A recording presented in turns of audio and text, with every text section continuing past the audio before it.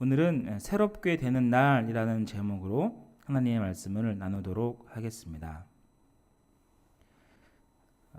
유대인들은 하루에 성전에 3번씩 올라가 하나님께 기도하였습니다.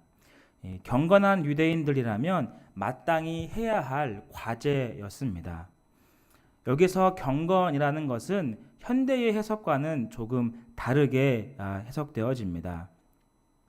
주님을 따른다고 이야기하였지만 성경에서 예언하였던 예수 그리스도를 버렸던 사람들이었기 때문입니다. 습관에 따라서 하나님 성전에 올라가서 이 땅의 회복이 언제까지입니까? 라고 질문하였던 사람들입니다. 이미 오신 예수 그리스도가 이 땅 가운데 눈으로 보고 듣고 이야기하였지만 인정하지 않고 또다시 하나님의 예언의 때, 이 땅의 회복의 때를 기다리며 이야기했던 사람들입니다. 그리하여 하루에 3번씩 기도하러 올라가 하나님, 이 땅의 회복이 언제입니까? 라고 질문했던 사람들이죠. 어떤 회복을 기대했을까요? 사도행전 1장 6절에서도 이와 같은 질문이 등장하는데요. 사도행전 1장 6절을 제가 봉독해 드리겠습니다. 그들이 모였을 때에 예수께 여쭈어 이르되 주께서 이스라엘 나라를 회복하심이 이때니까 하니. 아멘. 그러니까 이 질문을 했던 사람들은 경건한 유대인들처럼 이 땅의 회복을 기대했던 사람들이 아닙니다. 또 지나가다가 만났던 행인들 역시 아니었습니다. 이 질문을 했던 사람들은 다름 아닌 그리스도의 말씀을 듣고 3년 동안 함께 생활했던 제자들이었던 것이죠. 그들이 그토록 따라다니고 함께 하였지만 승천하시려는 주님을 붙잡고 질문하는 것은 하나님, 예수님, 이 땅의 정치적인, 사회적인 전반과 부요를 통하여서 언제금 다시 이 땅이 회복되겠습니까? 라고 질문하는 것이죠.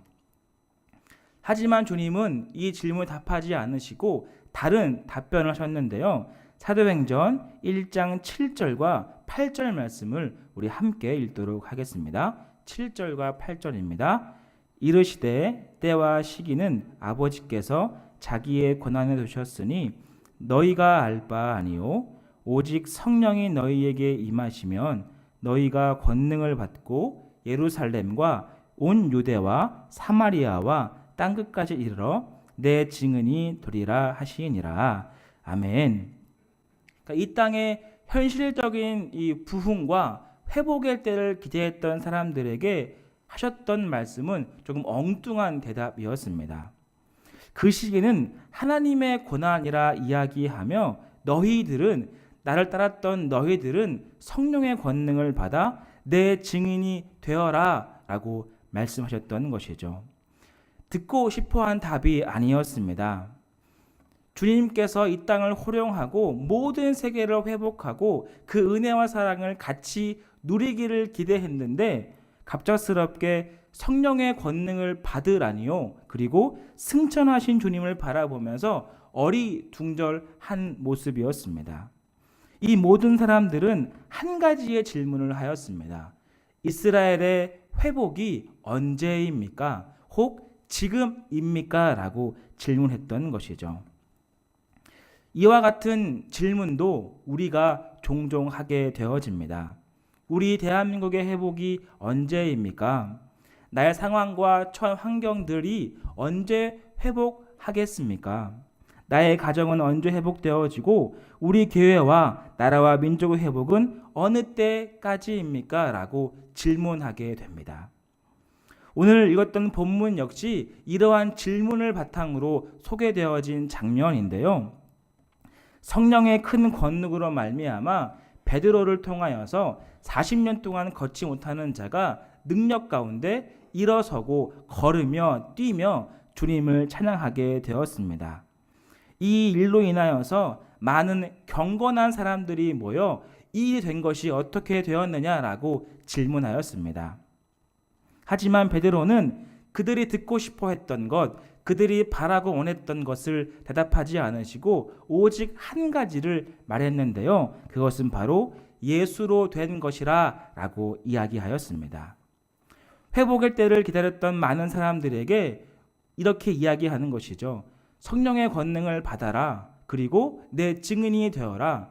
회복의 때가 언제이고 이 큰 능력을 어떻게 이룰 수 있겠습니까? 라는 질문 역시 경건의 훈련을 오랫동안 해야 하며 열심히 무언가를 해야만 이룰 수 있어요 라가 아니라 오늘 읽었던 본문처럼 19절 초반부에 등장하는 말씀처럼 회개하고 돌이켜서 너희 죄 없이함을 받으라 라는 답변을 하게 됩니다. 지금까지 이 회개하고 돌이키라는 말은 그들이 듣고 싶어 했고 관심 가졌던 답이 아니었습니다. 하지만 이 회개하고 돌이켜 죄사함을 받으라는 이 말씀은 세례 요한 때부터 시작되어 예수 그리스도의 사역 가운데서도 계속해서 증거되었던 말씀입니다. 이 땅에 회복을 간구했던 모든 사람들에게 그런 것이 중요한 것이 아니라 용서를 구하며 하나님께 나아가라 라고 베드로는 우리에게 또 모든 사람들에게 공통적으로 선포했던 말씀이었던 것이죠. 이 회개하며 돌이키라는 것은 라틴어에서 등장하게 되었는데요. 그 라틴어의 뜻은 이겁니다. 다시 생각하다 라는 뜻을 갖고 있고요. 이 뜻이 헬라어로 넘어오면서 돌이키다 그리고 회개하다라는 뜻으로 번역되었습니다. 이런 뉘앙스로 19절 말씀을 다시 한번 읽어본다면 그러므로 너희가 다시 생각하여 돌이켜 너희 죄를 용서받아라 라고 해석할 수 있습니다. 그러니까 무엇을 잘 생각하면서 어떤 죄를 회개해야 할까요? 베드로는 17절 말씀에 하셨던 것처럼 너희가 알지 못하고 행한 일 그리고 그러한 일을 내가 안다라고 했던 이 두 단어를 사용하여서 회개하고 돌이키고 다시 생각하여라 라고 우리에게 말씀하고 있습니다. 그 말씀은 오랫동안 기다리고 이 땅의 회복의 주인공이신 예수 그리스도의 땅에 오셨지만 거절하였고 부인하였고 도망하였던 사실에 대해서 너희가 다시 생각하여 돌이키라 라고 말씀하고 있습니다. 이 17절 말씀에 보면 이 알지 못하여서와 그러한 줄 아노라 라는 단어가 있는데요. 이 두 단어 사용된 언어는 안다라는 단어였습니다. 그러나 이 헬라어 원문에 보면 이 두 단어가 극명하게 차이점이 나타나게 되어지는데요. 첫 번째로 알지 못하여서의 안다라고 하는 것은 헬라어의 아그노이안으로 말하며 무지를 의미합니다. 아무것도 모르는 상태를 말하고 있습니다. 하지만 이 무지는 베드로전서 1장 14절에서 이렇게 말씀하고 있는데요. 우리 베드로전서 1장 14절을 같이 읽어보도록 하겠습니다. 시작. 너희가 순종한 자식처럼 전에 알지 못할 때에 따르던 너희 사욕을 본받지 말고. 아멘. 즉 성경에서 말하고 있는 무지, 이 알다라고 하는 것은 죄와 동일산성에 두고 있는 것입니다. 그들이 알지 못해서 무지했다고 했으나 성경은 너희가 사리사욕을 본받지 말라라고 이야기하고 있습니다. 또 마태복음 27장 20절에서는 유대인들의 의도가 나타나고 있는데요. 우리 마태복음 27장 20절을 같이 한번 읽어보겠습니다. 읽겠습니다. 대제사장들과 장로들이 무리를 권하여 바라바를 달라하게 하고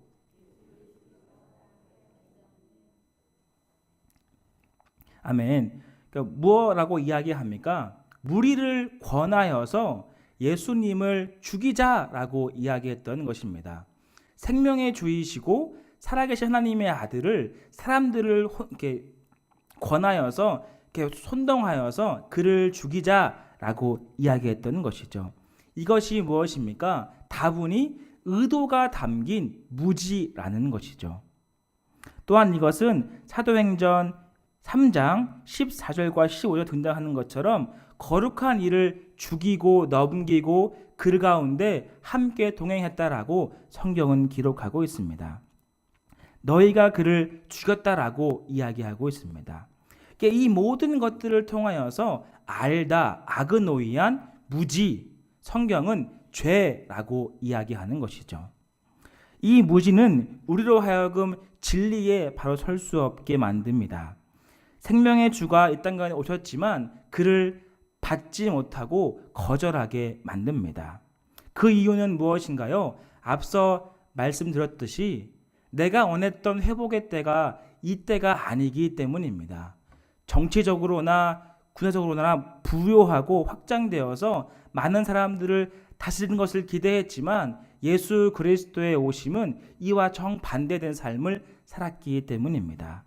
그러므로 오셨지만 함께 했지만 자신들의 권위와 권력을 다투고 있어서 그를 권하여 예수님을 죽음으로 몰아갔던 것이죠. 그거 성경은 알다, 아그노이안, 무지라고 이야기하면서 알면서도 모른 척하고 모르면서도 더욱 거부하였던 것을 소개하고 있는 것입니다. 유대인들이 바랬던 그토록 원했던 정치적인 예수님은 이 땅 가운데 없었습니다.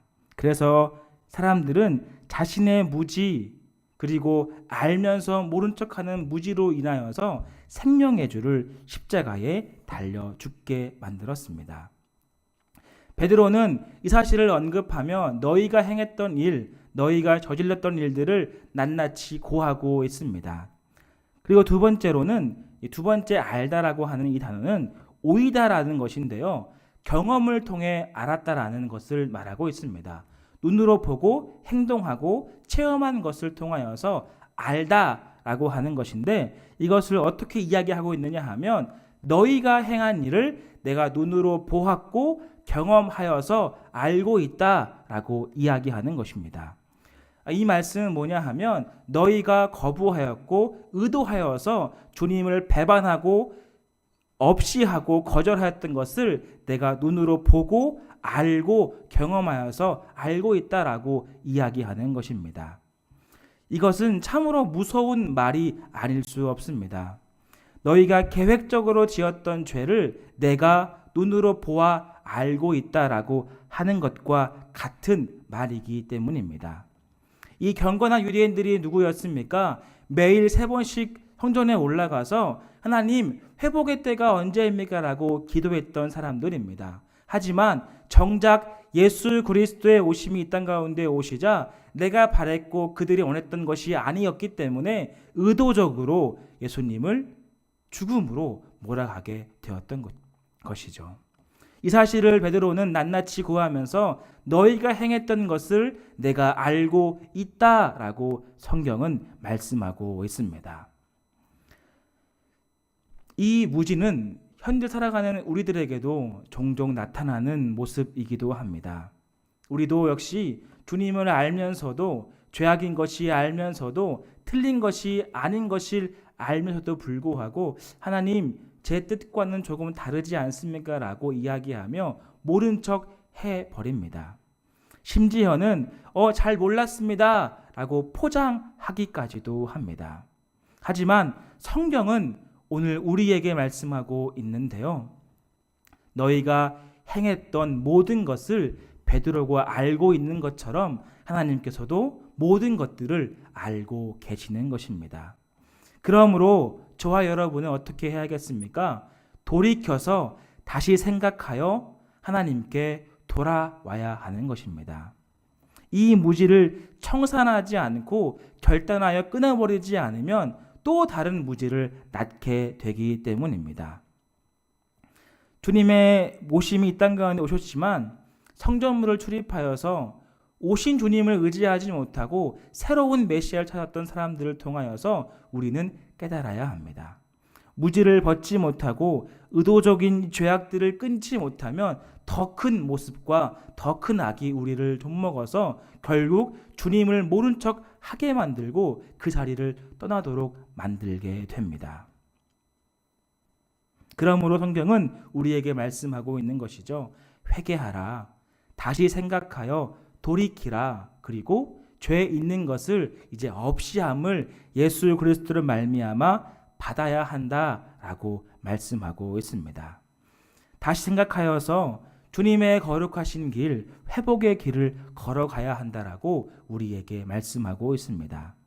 우리의 욕심과 교만과 자만이 똘똘 뭉쳐져서 주님을 거부하고 배척하고 모른 척 하는 것이 아니라 다시 생각하여 돌이켜서 회개하여 주님께 돌아와 함께 하는 것이 우리의 모습이라는 것이죠.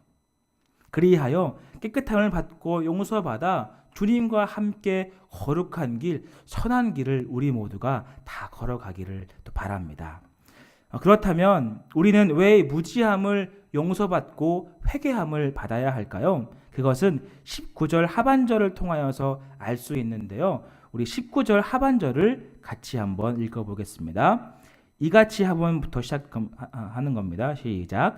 이같이 하면 새롭게 되는 날이 주 앞으로부터 이를 것이요. 아멘. 바로 주님의 날, 새롭게 되는 날이 이 땅 가운데 오게 되기 때문입니다. 이 땅의 회복이 언제입니까? 라고 질문했던 사람들에게 다른 것을 다 저버리고 회개하고 권능을 받아 돌이켜 주님께로 나아오라 했던 것은 바로 이때를 의미합니다. 이 땅 회복이 언제입니까? 참된 위로와 평안이 언제입니까? 그것은 회개함으로 주님 앞에 나아올 때, 돌이켜서 주님 앞에 나아올 때 주님께서 역사하시고 은혜 주셔서 그 은혜와 사랑으로 함께 살아가는 것이 바로 새롭게 되는 날이 됩니다.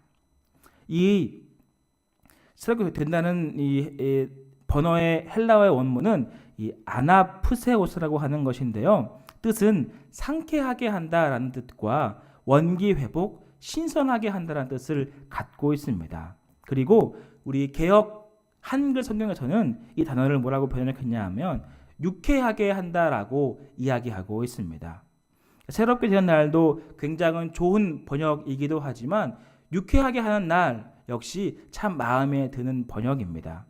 왜 유쾌하게 될 수 있을까요? 왜 새롭게 될 수 있을까요? 그것은 모든 무지에 대한 죄악, 그리고 우리가 의도적으로 거부하였던 모든 것들을 끊어버리고 주님께로 돌아와 예배하며 찬양하며 기뻐하기 때문에 우리의 몸과 마음이 모든 것이 유쾌하게 되고 새롭게 되는 것입니다. 그러한 은혜가 이렇게 회개하고 돌이키고 다시 생각할 때 우리 가운데 역사하는 것이죠. 베드로는 이런 어리석음과 무지를 회개하고 새롭게 하는 주님 앞에 나아오라 라고 말씀하고 있습니다. 경건한 유대인이라고 이야기하였던 습관에 따라 주님의 회복을 기대했던 많은 사람들을 향하여서 정죄하지 않으시고 회개하여라, 너희의 그 큰 잘못과 그 큰 죄악을 내가 알고 있지만 돌이켜서 생각하여 회개하면 용서함을 줄 것이고 더욱이 새롭게 되는 날을 통하여서 모든 사람들에게 구원의 은혜를 함께 할 것이다 라고 선포하고 있는 것입니다. 우리는 우리의 삶을 살아갈 때 참으로 많은 종류의 일들을 감당하며 접하고 살아가게 됩니다. 많은 기쁨과 즐거움을 누리지만 또 한편으로는 어려움과 아픔과 슬픔들을 누리고 있습니다. 인간은 태어나서부터 지금까지 이 생에 수고로운 짐을 지고 간다라고 마태복음 11장 28절에서 우리에게 말씀하고 있는데요. 우리 마태복음 11장 28절 말씀을 다시 한번 같이 읽어보겠습니다. 수고하고 무거운 짐진 자들아 다 내게로 오라. 내가 너희를 쉬게 하리라. 아멘. 모든 인생들은 이 수고하며 무거운 짐을 지고 갑니다. 또 주님도 그들을 향하여서 수고하고 무거운 짐을 진 사람들이라 라고 지칭하고 있습니다. 우리 모두는 언제라도 이 수고스러운 짐을 지고 살아가게 됩니다. 이것은 어느 누구도 대상에서 벗어날 수 없는 존재입니다. 경건한 유대인들 역시 하루에 3번씩 올라가서 내가 짊어지고 있는 이 수고스러운 짐들을 언제 벗어버릴 수 있습니까? 언제 이 땅이 회복됩니까? 라고 질문했던 것 아니겠습니까? 오순절 많은 사람들이 모여 성령 충만함을 받고 나서부터 질문했던 것은 하나님 지금이 회복되는 때입니까? 이 땅이 이제 다시금 회복되어져서 천국을 그리고 전국을 호령할 때입니까? 라고 질문하였지만 예수님은 그렇게 말씀하시지 않으시고 회개하여 돌이켜서 다시 생각하여 주의 새롭게 되는 날이 올 때를 기다리라 라고 우리에게 말씀하고 있습니다. 역시 마찬가지로 주님은 우리에게 말씀하고 있습니다.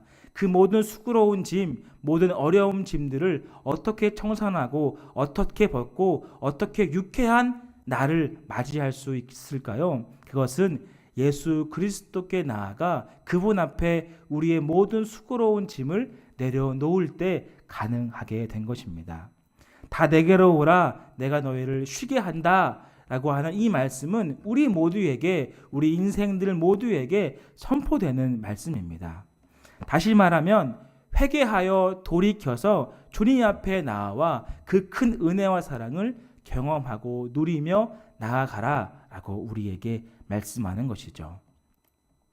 우리가 기대와 소망을 걸었던 모든 세상 것들이 틀려지고 안 되고 도망갈 수 있겠지만 예수 그리스도를 따라가면 그 은혜와 사랑을 기억하며 나아가면 유쾌한 날, 주의 회복의 날, 거룩한 날이 이 땅 가운데 반드시 오게 될 것입니다.